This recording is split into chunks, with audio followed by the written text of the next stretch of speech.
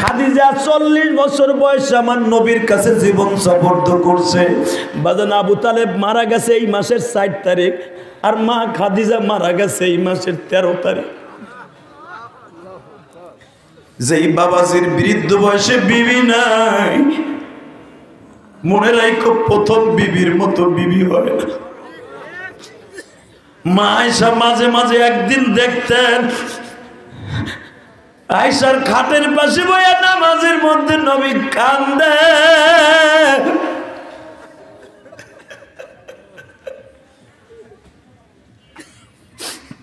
আয়েশা দেখে নবী শুধু নীরবে বয়ে বয়ে কান্দে। আয়েশা তার ওড়নি দিয়ে কাপড়ের আঁচল দিয়ে নবীর চোখ মুছাইয়া দেয়, বলে নবী গো, আমি শুনতে পাইলাম কান্নার মাঝখান দিয়ে আপনি খাদিজার কথা বলে চিল্লান আর কান্দেন। নবী ওই বৃদ্ধা মহিলার মধ্যে আপনি কি পাইছিলেন গো নবী, যেটা আমি আয়েশা জীবনে দিতে পারি নাই? আমি তো আপনার সাথে মাত্র 6 বছর বয়সে বিবাহ করছি, 9 বছর বয়সে আপনার ঘরে আসছি। নবী গো, এখন আমার বয়স 14 বছর। নবী একটা কুমারী মেয়ের কাছ থেকে কি পাইছেন আর তার বৃদ্ধা মহিলার মধ্যে কি পাইছিলেন? এই কথা বলার সাথে আয়েশার গায়ে হাত দিয়া বলে, আয়েশা রে আয়েশা, আমার খাদিজা যা দিছে দুনিয়ার কোন জান্নাতি হুরেরাও দিতে পারবে না। আয়েশা তাহলে শোনো, আমার খাদিজার অবদানের কথা শোনো। আমি একদিনকে আবু জেহেলকে দাওয়াত দিলাম। আবু জেহেল আমার স্পষ্ট বলে দিল, কোনোদিন আমার দিনের বেলায় দাওয়াত দিবা না, যদি দাওয়াত দাও তোর গাইলসের সল ফাটায় ফেলব। ও আয়েশা, আমি যখন বাড়িতে গেলাম আমার খাদিজা জিজ্ঞেস করে মুখটা কালো কেন? আমি দেখবা আশেকে রাসূল কয়ে আর কাউরে পানি দিবি না বেটা। যুবক ভাইরা, এবার আমার দিকে তাকাবি আর আশিকে রাসূলের পরিচয় দিবে। ও আমার মাই বোনেরা, স্বামীরে কেমনে ভালোবাসতে হবে? মা পারবা কি জীবনে স্বামীরে একটা রাত্রে এইভাবে ভালোবাসতে? ও আয়েশা, আমি যখন আয়েশা খাদিজার কাছে যাইয়া বললাম, খাদিজা আমার জিজ্ঞেস করে মুখটা কালো কেন? আমি বললাম, খাদিজা রে, আমার চাচা আবু জেহেল বলল দিনের বেলা আমার দাওয়াত নিয়ে আসবি না, আসলে তোরে মারবো। খাদিজা তলে কি আমি আর দাওয়াত নিয়ে আবু জেহেলের কাছে চাচার কাছে যাইতে পারবো? আমার আয়েশা শর্ট করে বুঝে ফেললো আমার স্বামী তো দাওয়াত ও তাবলীগের পাগল, আমার স্বামীরে থামাইতে হইলে ওই লোকটা দিতে হবে। সঙ্গে সঙ্গে বললেন, নবী আপনারে দিনের বেলা যাইতে না করছে, আবু জেহেল রাতের বেলা তো না করে নাই। যারা দাওয়াত ও তাবলীগের কাজ করেন বাবা, এই হাদিস খানা পকেটে করে নিয়েন। দাওয়াত ও তাবলীগের কাজটা অনেক উঁচা কাজ। এই যে 2, 3, 4 আসতেছে বাজান রে, দাওয়াত ও তাবলীগের কাজ, টঙ্গী ইজতেমা। আমি দেখব আশেকে রাসূল দাওয়াত ও তাবলীগকে যারা ভালোবাসেন কারা যাবেন নিজের খাইয়া নিজের পরিয়া টঙ্গীর ইজতেমায়। আল্লাহ কবুল করেন, জোরে করেন আমিন। এ যুবক, এদিকে তাকাও। মা খাদিজা যদি আমার নবীর কোনোদিন যদি সহযোগিতা না করতেন, এই যে চেয়ারম্যান হয়েছে দেখবেন তার বিবির অবদান আছে না নাই? চেয়ারম্যানেতে খারাইলে তার বিবি অর্ধেক ইলেকশন করছে আর হে করছে অর্ধেক। তার বিবি ঘরের মধ্যে বাড়িতে বাড়িতে যায় যে মহিলাকে ভোট চাইছে, ভাই, দাদা ভাই, সোনা ভাই, কলিজার ভাই, আমি আপনার বোন লাগে, ভাই লাগে, মা লাগে, একটা ভোট দিবেন। এবারে তুই গেলে আমি ওয়াজ করবো না। আরে কেন দে তুই কি মমতাজের প্যান্ডেল পাইছ? উঠ ভিতরে জায়গায় মতাই দেবো একবারে। চপ, তোর কন্ট্রোলিং পাওয়ার এত কম তো হনে বইছিস কে?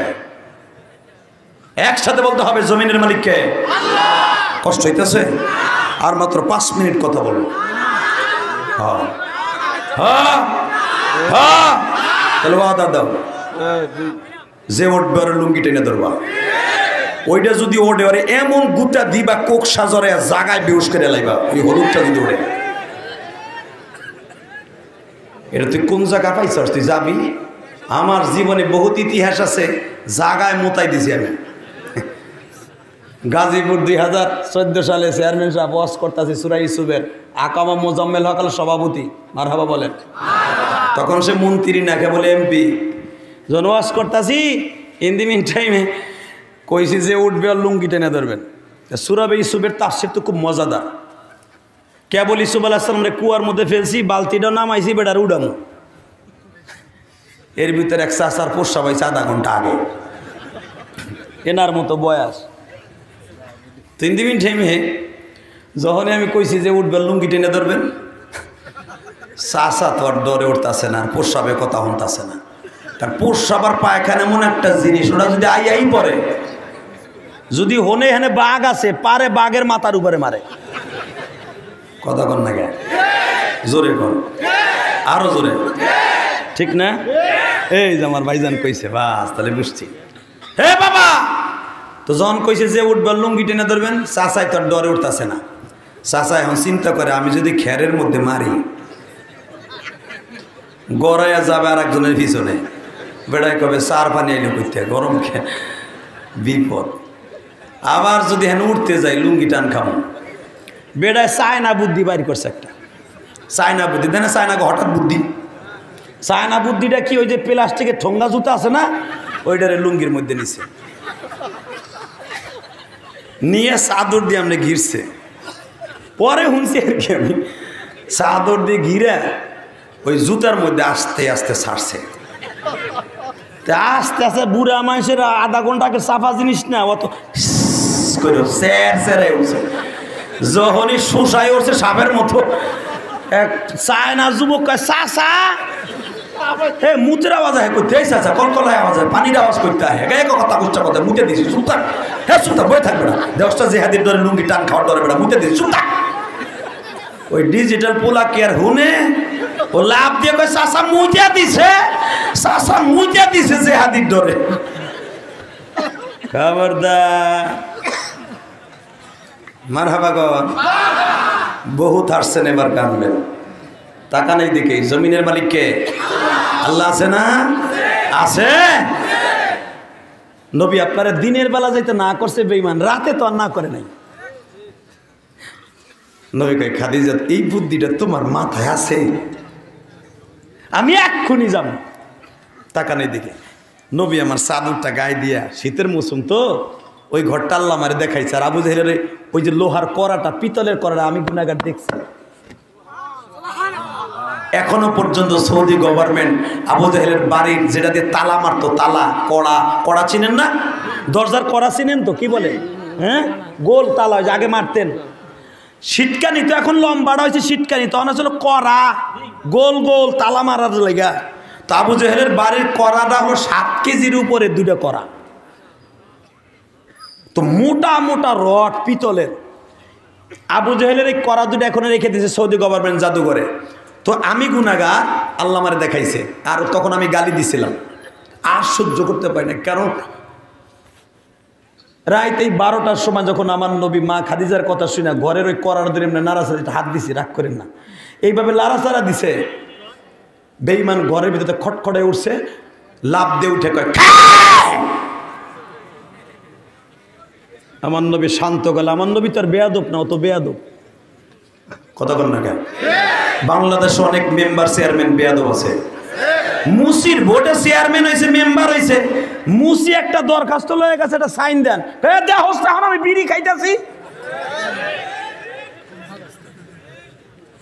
কথা কর না কেন? দেহস না আমি বোতল খাইতেছি। ও বাবা, এই গ্রামের চেয়ারম্যানের কথা কেন, টাউনের হারামির গুলার কথা কই।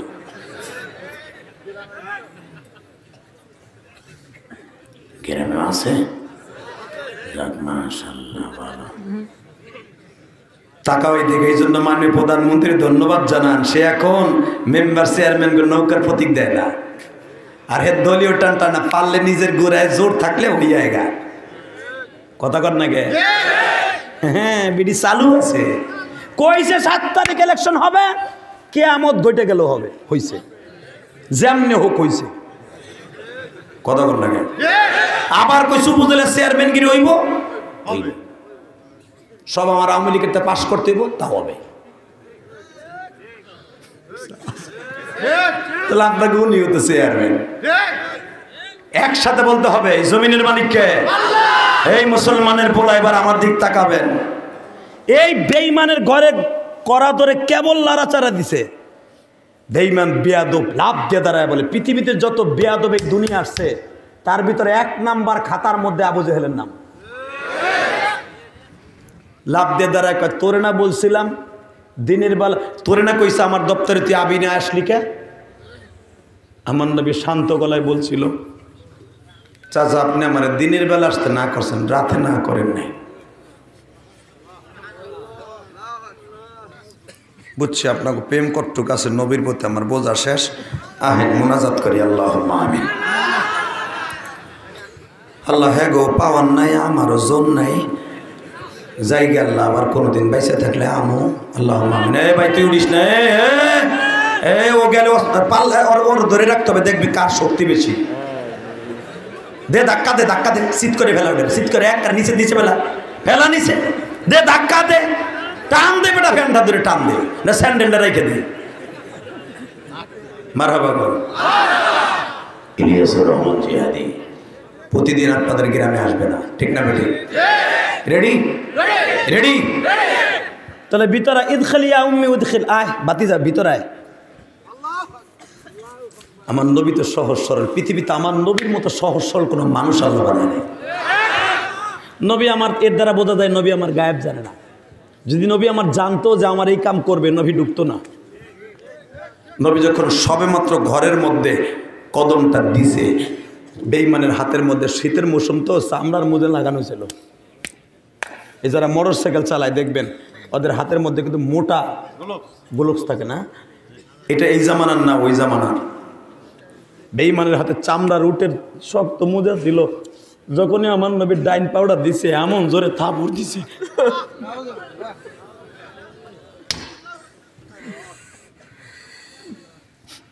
যার লাগিয়া কান্দ তুমি সে তো মদিনায় এখনো কাঁদিতেছেন তিনি উম্মতের মায়া।